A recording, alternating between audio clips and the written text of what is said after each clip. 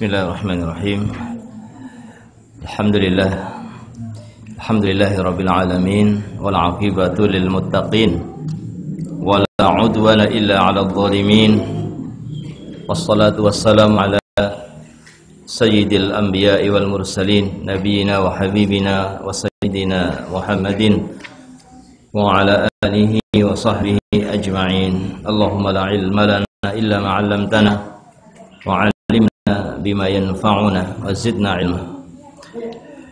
Ma'asyiral muslimin wal muslimat rahimani wa rahimakumullah. Kita lanjutkan insyaallah dengan memohon pertolongan dan taufik dari Allah Subhanahu wa taala agar ditunjukkan kita kepada kebenaran dan agar dijauhkan kita dari kesalahpahaman. Kita lanjutkan belajar kita memahami agama Allah Subhanahu wa taala melalui kitab Ushulus Salasah atau Salasatul Usul, sampai kita pada dalil tentang persaksian wa anna Muhammadan Rasulullah. Apa dalilnya? Dalil syahadah anna Muhammadan Rasulullah. Dalilnya adalah firman Allah Subhanahu wa taala, laqad ja'akum rasulun min anfusikum azizun alaihi ma'anittum harisun alaikum bil mu'minina raufur rahim. Ini dalilnya.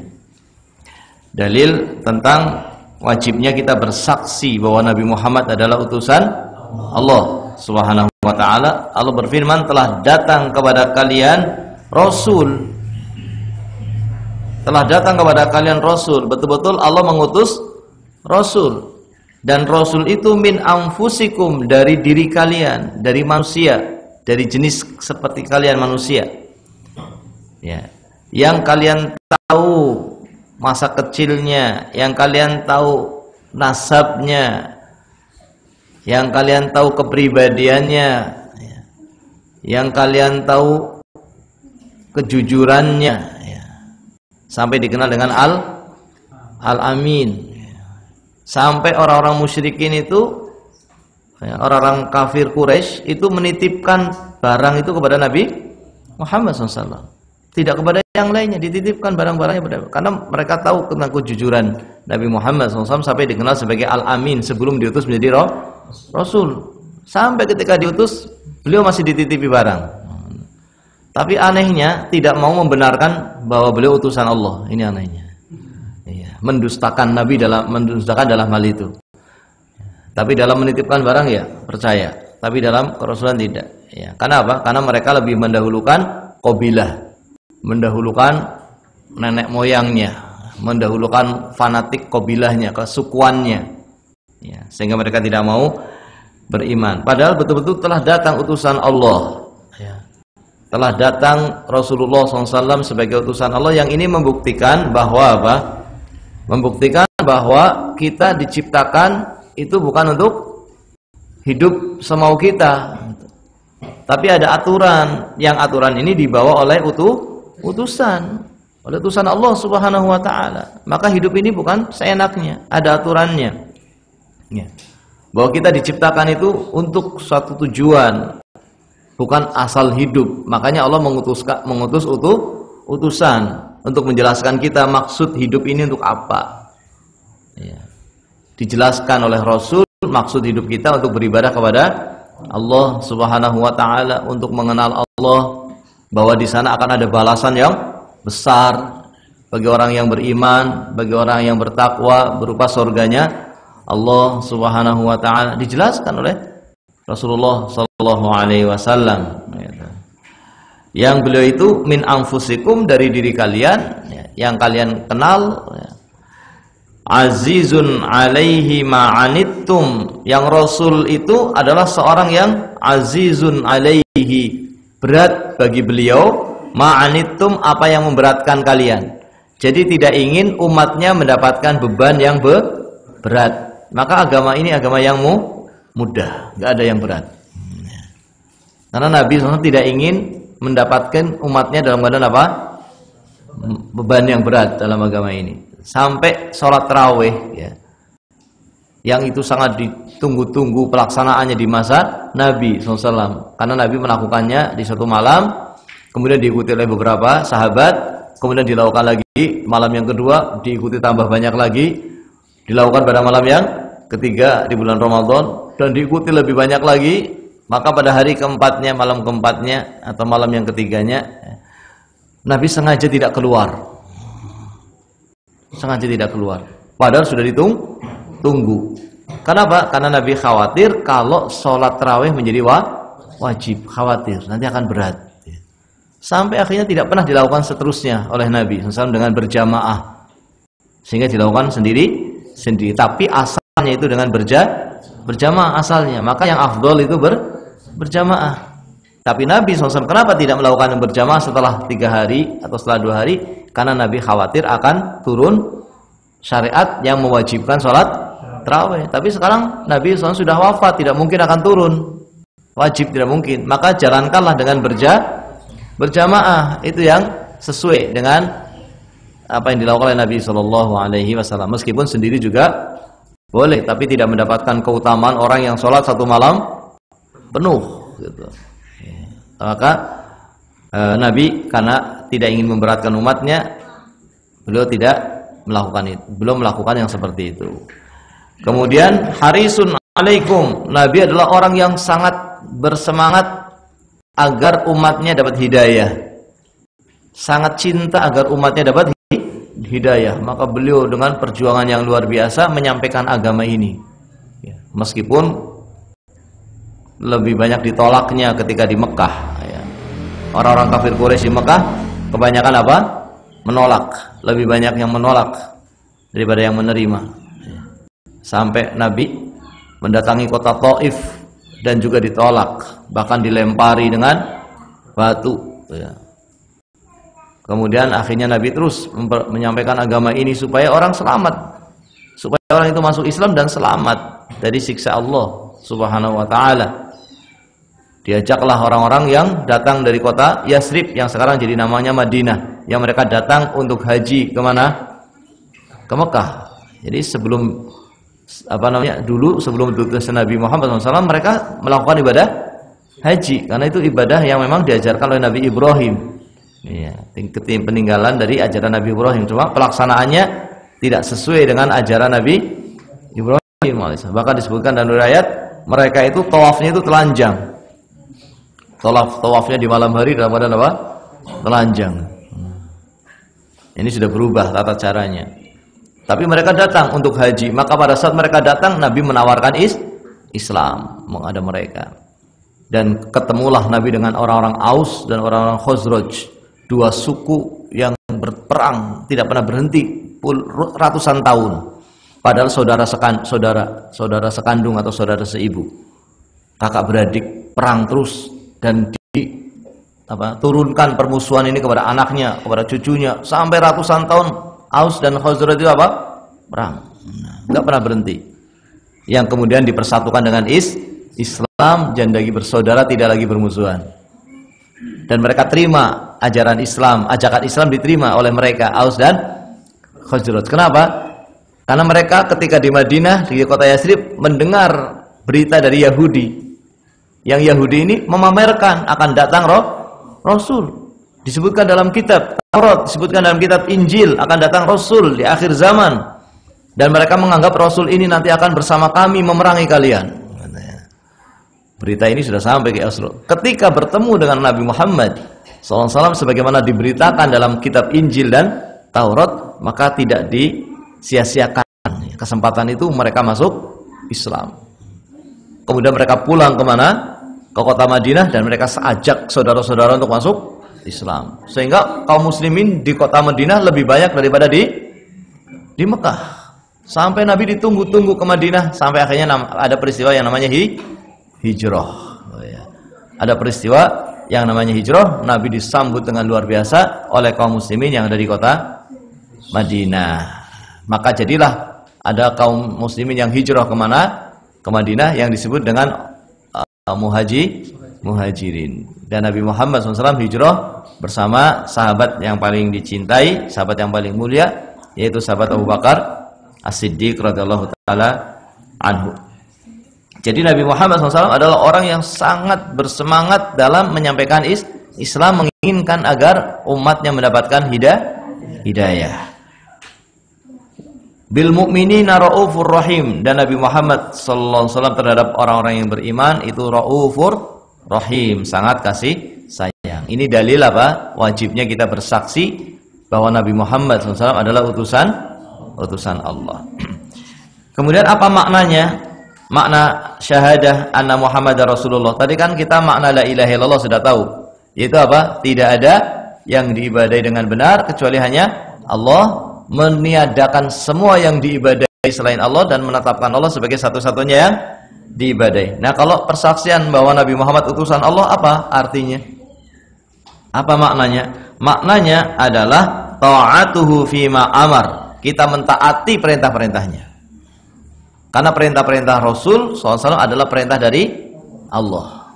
Maka orang yang bersaksi terhadap anna Muhammad Rasulullah, dia harus mentaati Rasul SAW. Juga dia harus apa? Wa tasdiquhu fima akhbar. Harus membenarkan, meyakini benarnya apa yang diberitakan oleh Rasulullah SAW. Apa yang diberitakan Rasulullah itu pasti benar, kita yakini sebagai suatu hal yang benar. Wajtinabun ma naha anhu wa zajar, dan menjauhi apa yang dilarang dan diingkari dan dilarang oleh Nabi Muhammad sallallahu alaihi wasallam.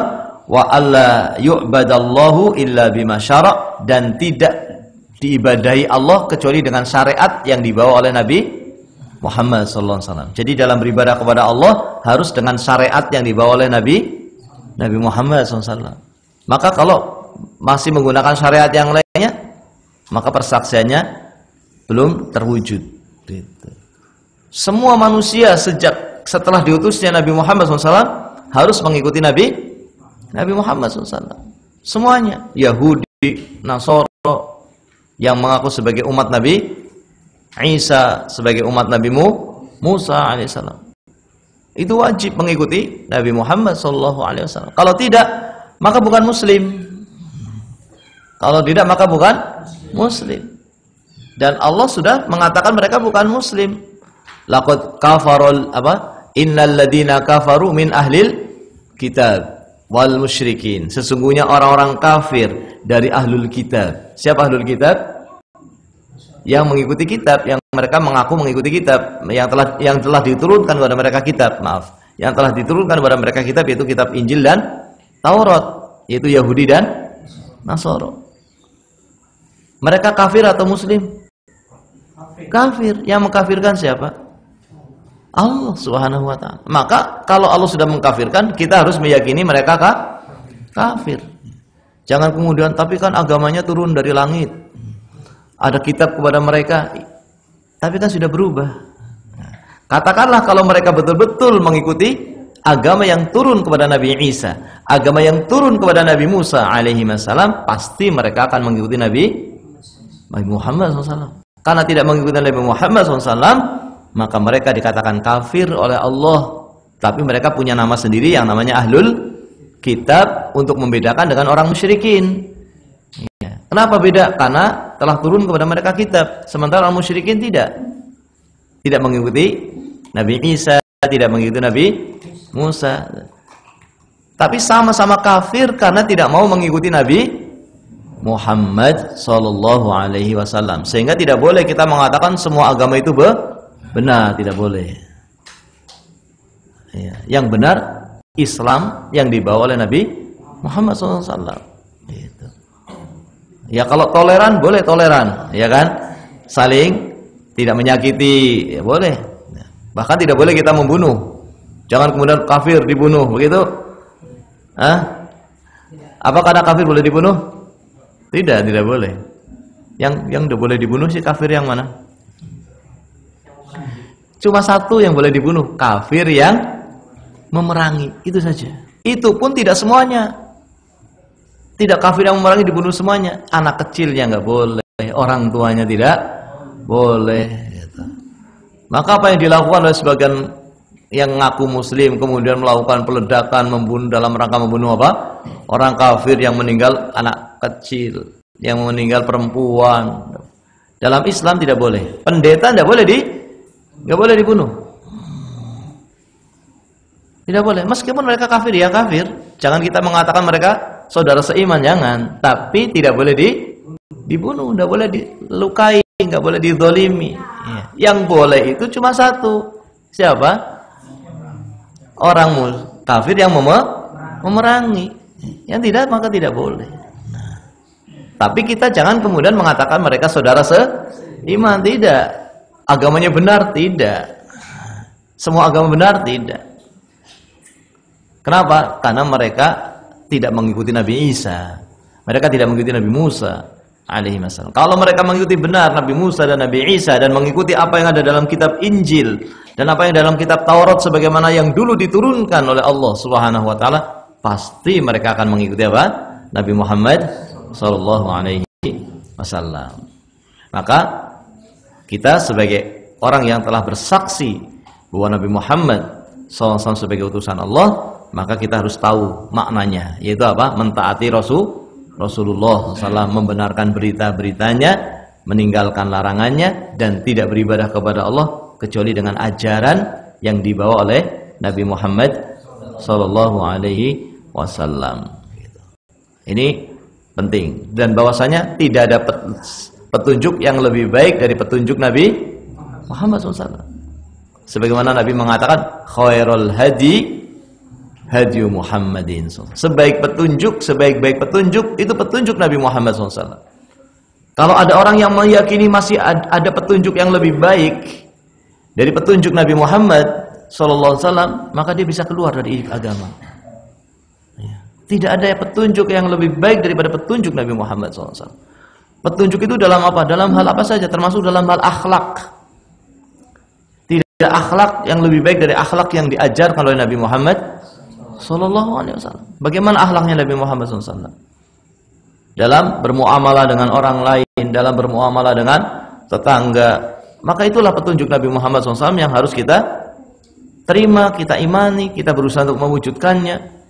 Menjadi orang yang melakukan birrul walidain, menjadi orang yang melakukan silaturahim, tidak memutus kekerabatan, menjadi orang yang baik kepada tetangga. Karena Nabi dipesani oleh malaikat Jibril terus menerus, mazala Jibril yusini bil jar, malaikat Jibril terus mengingatkan aku untuk berbuat baik kepada tetangga, sampai-sampai Nabi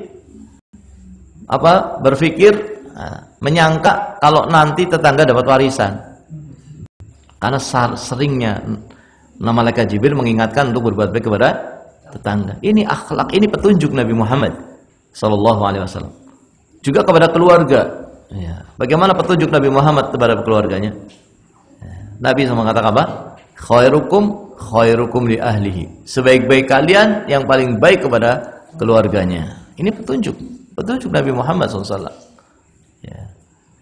Dan aku wa ana khairukum li ahli. Aku adalah orang yang paling baik kepada keluargaku. Nabi SAW di rumah, ini orang yang paling baik kepada istrinya, kepada anak-anaknya.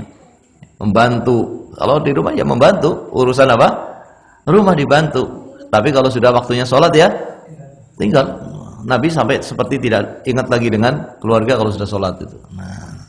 Tapi ketika waktunya berkumpul dengan keluarga, dia berbuat baik kepada keluarganya, menyenangkan keluarganya dan seterusnya. Menjadi orang yang berbuat baik kepada keluarga. Ini petunjuk dari petunjuk Nabi kita Muhammad Sallallahu Alaihi Wasallam. Dan sebaik-baik petunjuk adalah petunjuk Nabi Muhammad Sallallahu Alaihi Wasallam. Kemudian setelah itu apa? Wa dalilus shalah wa zakah wa tafsirut tauhid. Sekarang dalilnya salat, dalilnya zakat sebagai rukun Islam yang keberapa? Kedua dan ketiga. Dalilnya apa? Dalilnya wama umiru illa liya'budullaha mukhlishina lahud-dina hunafa wa yuqimus shalah, terus wa yu'tu az-zakah wa dzalika dinul qayyimah. Dan tidaklah mereka diperintahkan kecuali untuk beribadah kepada Allah dengan ikhlas, murni hanya untuk Allah saja. Ya. Dan menegakkan salat dan menunaikan zakat, dan itulah agama yang lurus. Ini sebagai rukun Islam yang kedua dan ketiga. Ya, salat. Maka salat itu menjadi amalan ibadah yang paling besar setelah dua kalimat syahadat, dan harus difahami maknanya. Maknanya apa ya salat itu? Perintahnya disuruh ditegakkan. Berarti maknanya bukan hanya dijalankan. Termasuk menegakkan salat adalah dengan berjamaah bagi laki-laki. Di masjid. Iya, betul. Karena yang namanya berjamaah itu di masjid. Kalau berjamaah boleh di rumah, nggak usah ada masjid. Nggak usah ada adzan. Hah? Yang namanya berjamaah itu maksudnya di masjid, kecuali kalau sakit, kecuali kalau tidak bisa ke masjid. Ada satu hal, seperti di masa seperti sekarang ini, mungkin ada yang takut ke masjid karena apa? Ya, karena yaitu protokol kesehatan nggak ada di sini misalnya. Kemudian ada yang takut, waduh, ini banyak orang-orang. Boleh apa tidak takut seperti itu? Boleh, itu masih tabiat. Makanya para ulama di awal-awal pandemi itu membolehkan sholat di mana? Di rumah. Sampai Masjidil Haram ditutup, sampai Masjid Nabawi ditutup, tidak ada sholat berjamaah di rumah. Ini fikih Islam. Ini fikih yang diajarkan para ulama dalam masa-masa yang seperti itu, bahwa jiwa, kesehatan itu dijaga dalam agama kita. Jiwa itu dijaga. Jiwa itu harganya mahal, yang sekarang dianggap murah oleh para teroris itu. Nah, yang bermudah-mudahan dalam meledakan di sana. Dianggapnya jiwa itu apa? Murah. Jiwa itu sangat mahal dalam agama kita. Dijaga dalam agama kita. Nah, tidak boleh membunuh. Apalagi kaum mukminin, orang kafir pun tidak boleh dibunuh orang kafir. Apalagi orang yang beriman, tidak boleh dibunuh. Sangat dijaga. Ya. Maka hati-hati dengan pemikiran yang salah di sini. Ya. Yang dianggapnya jiwa itu murah, dianggapnya murah, mahal, sangat dijaga. Sampai pun tadi tidak berjamaah karena takut akan terkena wabah. Maka tidak apa-apa. Kalau memang takut ya sudah, nggak usah ke masjid. Kalau masih takut, ya. Tapi yang tidak takut karena yakin, dengan waspada, dengan tetap menjaga kesehatan, dengan mengikuti protokol kesehatan sebagaimana yang diajarkan, ditunjukkan oleh para ahli kesehatan, maka dia melakukannya di masjid tidak mengapa. Ya. Yang masih takut ya setiap orang tidak sama di sini. Wallahu taala a'lam bishawab. Tetapi asalnya itu wajib dengan berjamaah, karena perintahnya bukan hanya aqimis shalah. Di sini memang perintahnya aqimis shalah, tapi dalam ayat yang lainnya wa aqimus shalah warka'u marraqi'in. Tegakkan salat dan jalankan bersama orang-orang yang ruku. Ini bagi laki-laki. Tegakkan diantaranya dengan berjamaah. Dan ditegakkan juga artinya dengan mewujudkan syarat-syarat salat, rukun-rukun salat. Kalau tidak terpenuhi syaratnya, bisa jadi enggak sah. Salat kok tidak suci dari hadas, sah apa tidak? Tidak sah. Nabi SAW bersabda, la yaqbalullah salata ahadikum idza ahdatha hatta yatawadda. Allah tidak akan menerima salat salah seorang di antara kalian jika dia berhadas sampai dia bersuci dari hadas. Kalau hadas kecil dengan wudu, kalau hadas besar dengan mandi. Maka wudu menjadi sesuatu yang sangat penting sebagai syarat sahnya salat. Maka wudunya pun harus benar. Tidak asal wudu juga. Sampai-sampai Nabi SAW mengatakan dalam hadisnya, wailun lil aqabi minan nar. Celaka, neraka atau celaka bagi orang yang tidak sempurna dalam berwudu, yaitu yang membiarkan tumitnya tidak terkena air wudu. Ada bagian tumit yang tidak terkena air wudu. Ini kalau orang tidak sungguh-sungguh dalam berwudu, mungkin saja tumitnya tidak terkena, karena di tumit itu ada lekukan. Apalagi orang yang terburu-buru. Kalau terburu-buru maka bisa jadi hanya disiram kakinya, ya, tidak diratakan. Celaka apa tidak ini? Celaka. Bukan hanya celaka, dosa besar itu. Dosa besar. Jadi wudu itu bukan main-main. Wudu itu amanah. Harus dijalankan dengan benar. Maka harus dipelajari wudu itu. Jangan merasa, wah, masa belajar wudu? Belajar wudu itu penting. Wudu yang benar sebagaimana diajar oleh Rasulullah sallallahu alaihi wasallam. Syarat sahnya salat, suci dari hadas, kemudian suci dari najis. Ya. Najis apa? Ya najis apa saja? Najis yang mughalladhah. Dengan contohnya najis mughalladhah air liur apa? Anjing. Itu ada cara mensucikannya.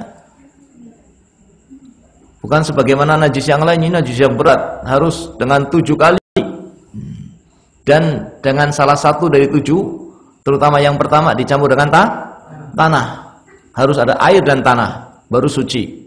Kalau terkena air liur atau apalagi terkena kencingnya, apalagi terkena kotoran besarnya misalnya, itu najis. Ya. Paham tidak ya? Atau keringatnya misalnya. Tapi kalau kesenggol badannya, tapi tidak ada bekas apa-apa, ya tidak. Meskipun anjing itu najis, ya, tapi tidak berarti kalau kita kesenggol jadi najis, tidak. Seperti tikus juga najis. Apakah kalau tikus lewat lantai kemudian lantainya jadi najis? Tidak. Kecuali kalau ada bekasnya, ada kencingnya misalnya. Megang anjing terus jadi basah. Nah, ini mungkin kena keringatnya atau dia dijilat oleh lidahnya, maka itu najis. Nah, tapi kalau hanya kesenggol dan tidak terkena apa-apa, maka tidak najis. Dan najisnya anjing itu najis yang berat. Kita harus suci dari najis itu dengan mencucinya 7 kali. Nabi SAW bersabda, ya, idza syariba kalbu fi ina'i ahadikum falyaghsilhu sab'an. Kalau anjing, kama qala sallallahu alaihi wasallam, anjing minum dari tempat minum kalian, ya, berarti menjulurkan lidahnya dan keluar air liurnya, ketemu air liur dengan air, maka jadi najis tempat minum tadi. Falyaghsilhu sab'an, cucilah 7 kali. Dalam riwayat yang lain dengan tambahan ulahunna biturab, yang pertama dari 7 itu dicampur dengan tanah. Harus dua-duanya ada, air dan tanah. Kalau cuma air saja 10 kali juga nggak suci, 20 kali nggak suci, 100 kali juga nggak suci. Kecuali kalau nggak ada tanah. Apa ada yang nggak ada tanah? Ada di kutub, ya kan? Di kutub. Iya, berarti pakai apa itu? Ya, mungkin bisa diganti dengan sabun.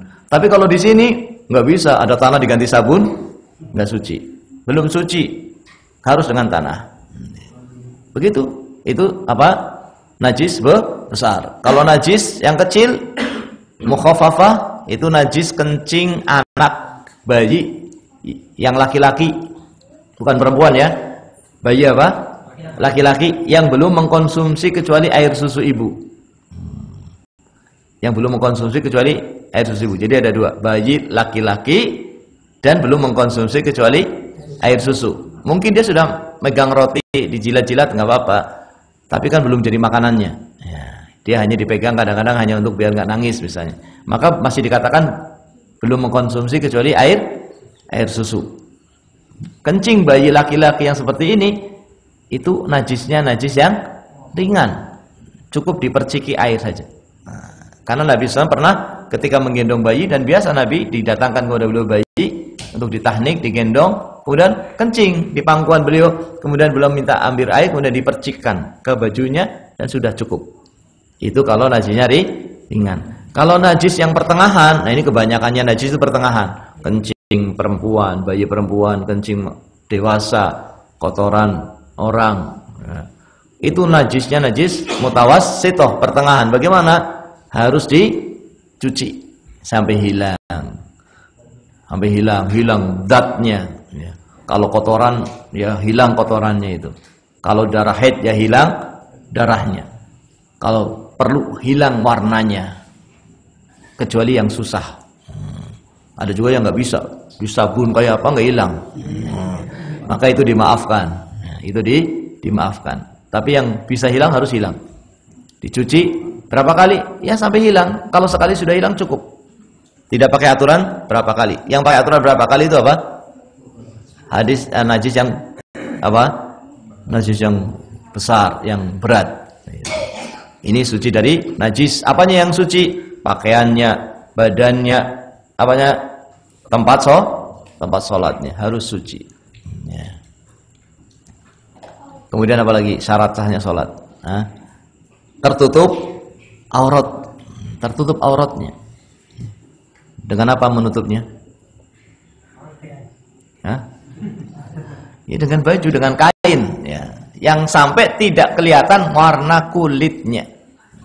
Itu yang dimaksud dengan menutup aurat, tidak kelihatan warna kulitnya. Dari aurat tadi. Aurat laki-laki itu antara pusar sampai lutut.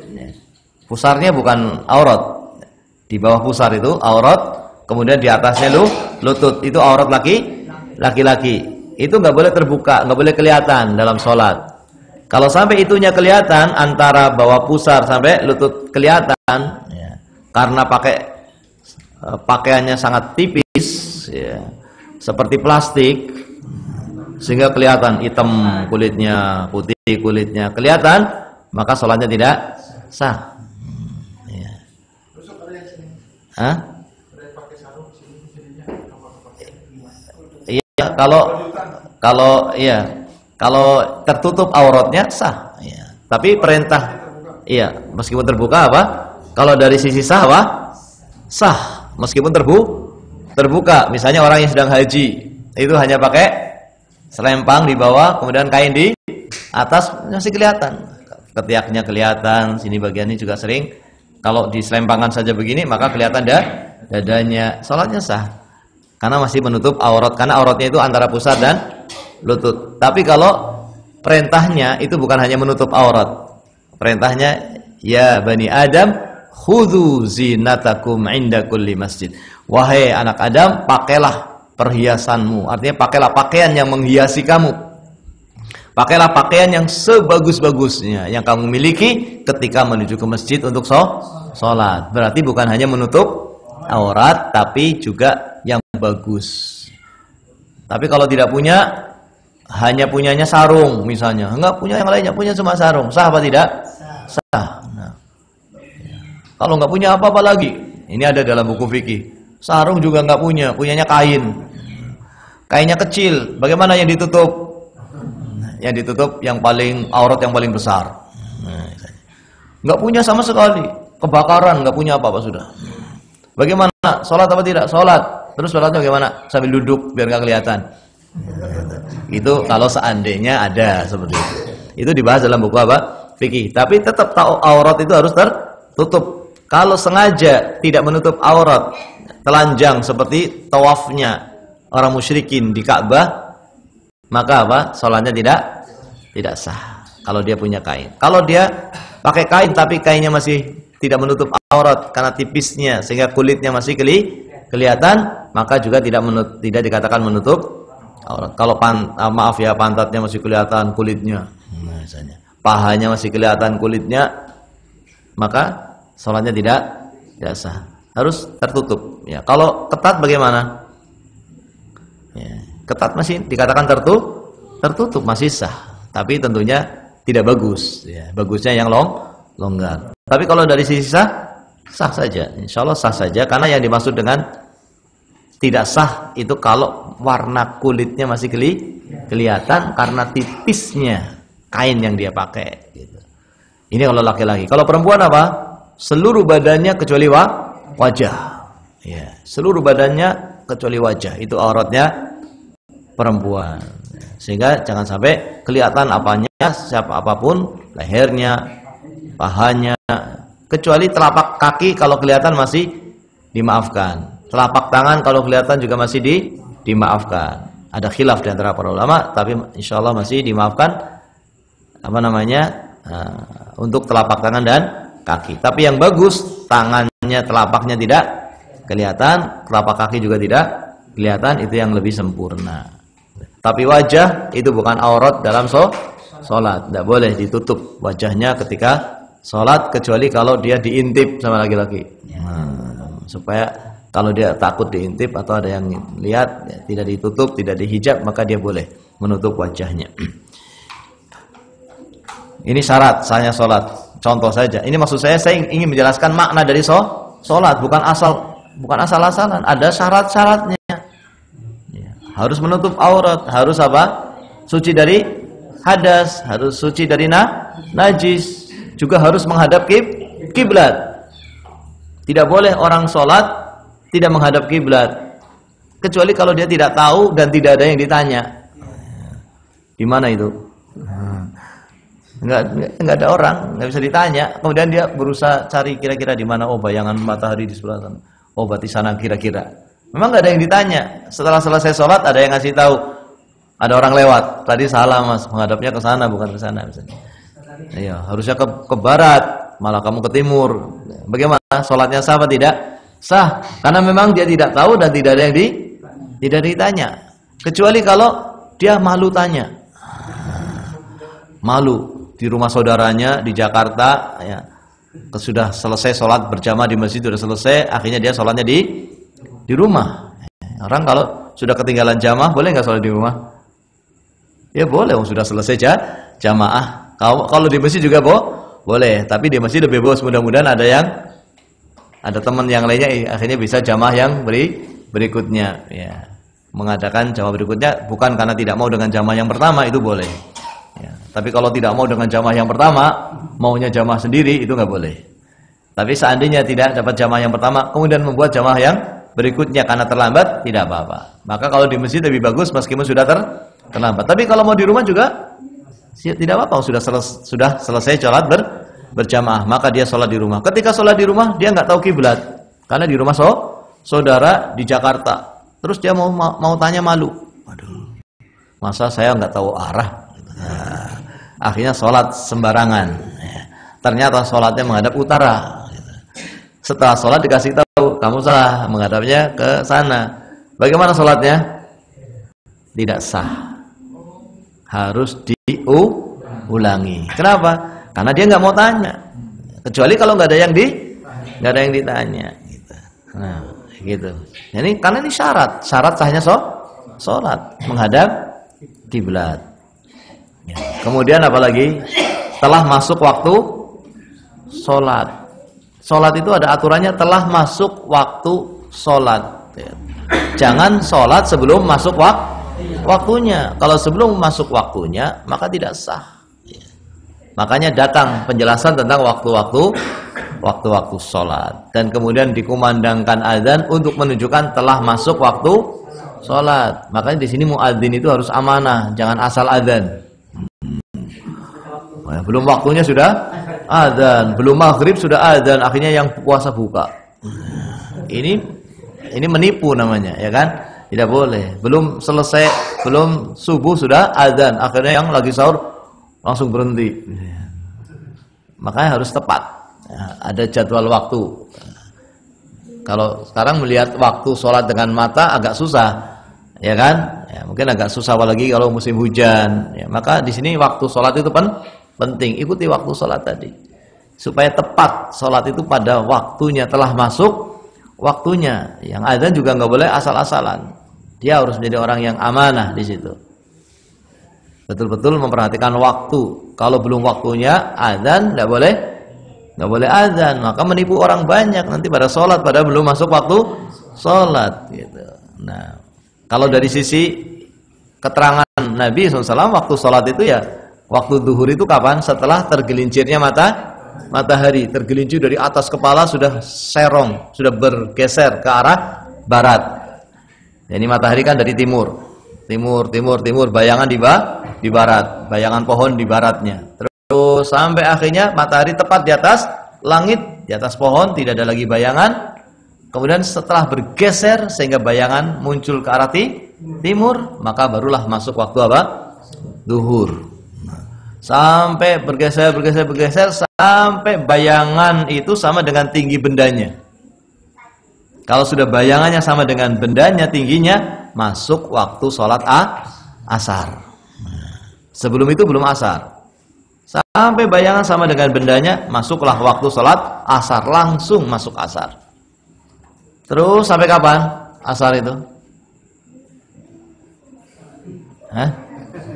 Ini jadi pelajaran fikih nggak apa ya, dikit ya. Sampai matahari kekuning-kuningan. Gitu. Tapi kalau mendung kan nggak kelihatan, makanya tadi waktu sholat itu penting, jadwal waktu itu jadi hal yang penting. Sampai matahari kekuning-kuningan. Kalau sudah matahari kekuning-kuningan, itu sudah selesai waktu asar bagi orang yang tidak punya udzur. Tapi orang yang punya udzur, karena dia menjaga orang yang sedang sakit atau dia punya pekerjaan yang tidak bisa ditinggalkan, kalau ditinggalkan berbahaya, misalnya takut ada yang merusak, takut ada yang misalnya jaga pom bensin misalnya, kalau ditinggal ada yang misalnya gitu, atau menjaga orang sakit, perawat, dia boleh ditinggalkan, maka dia masih punya waktu sholat asar sampai tenggelam matahari. Sampai tenggelam matahari itu masih waktu asar bagi dia, bagi orang yang terpaksa, darurat. Kemudian apa? Meskipun dia mendapatkannya hanya 1 rakaat, setelah 1 rakaat matahari tenggelam, maka dia masih mendapatkan waktu asar. Masih mendapatkan waktu asar meskipun matahari kemudian sudah tenggelam, karena dia dalam keadaan terpaksa melakukannya di waktu itu. Setelah matahari tenggelam, muncullah mega, ya, kemerah-merahan, hujan putih gitu kan. Kemudian mulai gelap. Kapan waktu maghrib? Setelah tenggelamnya matahari, ya, sampai kemudian mega merah itu hilang. Nah, sekarang sulit dilihat mega merahnya. Apalagi di kota banyak lampu, maka pakai bantuan tadi waktu sholat. Kalau mega merah tapi biasanya itu maghrib sampai isya paling 1 jam, paling lamanya 1,5 jam. Ya, antara 1 jam sampai 1,5 jam. Jadi pengalaman, ya, para ulama mengatakan demikian. Pengalaman waktunya yang sering dilihat antara 1 jam sampai 1,5 jam. Jangan baru setengah jam sudah adzan isya, belum masuk. Ya.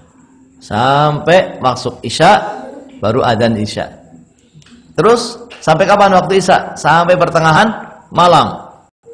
Itu waktu isya. Itu bagi orang yang tidak punya udzur. Tapi bagi orang yang punya udzur, setelah pertengahan malam masih ada waktu sholat isya sampai terbitnya waktu subuh, waktu fajar sodik. Ya. Maka itu waktu isya bagi yang punya udzur. Setelah terbit fajar sodik, ini fajar yang kedua, masuklah waktu subuh sampai terbitnya matahari. Ini sudah dijelaskan semuanya dalam hadis Nabi Muhammad SAW, dan kita diperintahkan sholat itu pada waktunya. Nah, diperintahkan sholat itu pada waktunya, bukan asal sholat. Ya. Diperintahkan pada waktu-waktu yang telah ditetapkan. Nah, ya. Kemudian apalagi syarat sahnya sholat?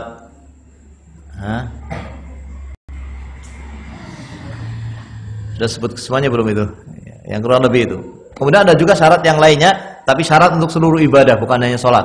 Itu harus Islam, berakal, dan tamyiz.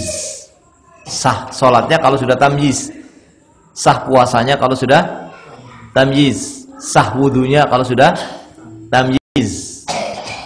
Nah, yaitu kalau sudah berusia 7 tahun, genap 7 tahun, sah. Ya. Kalau belum, maka tidak teranggap.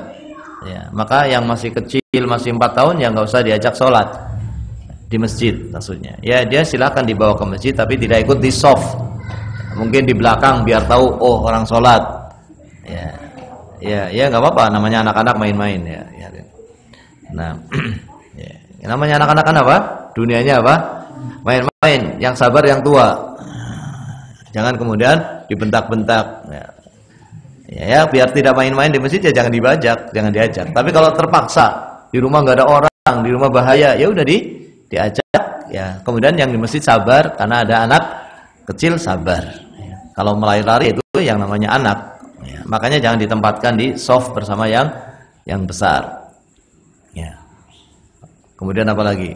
Itu Islam, berakal, dan Tamyiz ini juga menjadi syarat sahnya apa? Salat dan ibadah yang lainnya. Kecuali apa? Kecuali haji dan umroh itu tidak harus tamyiz. Meskipun masih kecil, meskipun masih TK 4 tahun, diajak haji, diajak umroh, hajinya sah tapi belum gugur wajibnya. Jadi nanti kalau sudah balik dia masih wajib haji. Haji yang dilakukan waktu belum balik itu haji yang hukumnya sunnah. Belum gugur kewajiban hajinya. Itu untuk apa? Haji dan umroh tidak harus usia 7 tahun. Kemudian harus berakal, kecuali ada juga yang tidak disyaratkan berakal. Itu zakat.